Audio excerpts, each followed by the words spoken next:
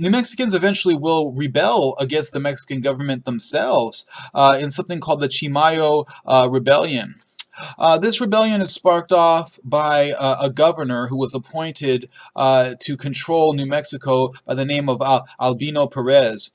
Perez basically worked for the centralist government. Centralists were in control in Mexico at this time, and basically, really quick, the centralists promoted the idea that the central government had strong control over its various states and provinces. They didn't want the states to be able to rule themselves, and so Perez was an extension of that policy. And so here are the several issues that led to the Chimayo Rebellion in New Mexico. For one, because of these raids that are taking place with the Navajos, you are going to have settlers or vecinos be forced to join the militia, right? So you have to join the militia. You got to fight against these Indians. Basically, you're risking your life to protect those settlements. Sometimes this fighting would take place during the winter where the weather was really harsh, and some individuals got frostbite. Sometimes they had to be away from their homes for periods of times, and they lost their cattle, or eventually they had to even lose their land or lose their farms because they weren't productive and they weren't able to make enough money because they were off fighting the Navajo.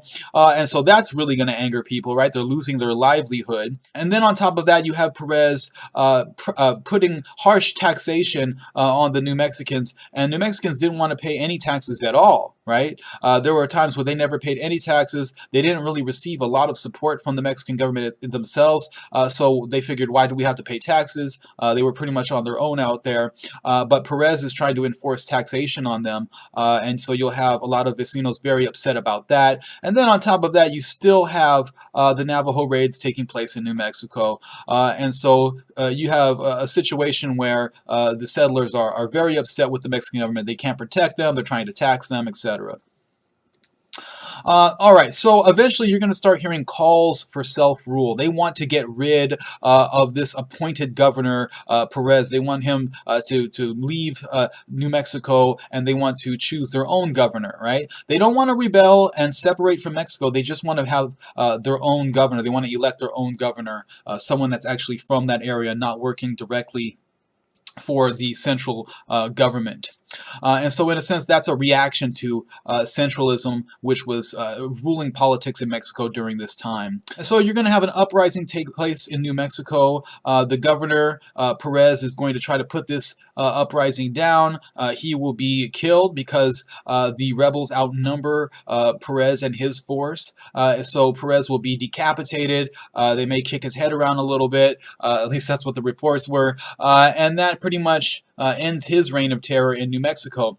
And so the rebels are then going to elect their new governor named Jose Gonzalez. Gonzalez was not one of the ricos. He wasn't a member of the elite. He was, just another vecino, another settler. But he was elected to be governor. And this angers some of the more wealthy elite members of society, particularly a Rico by the name of Manuel Armijo.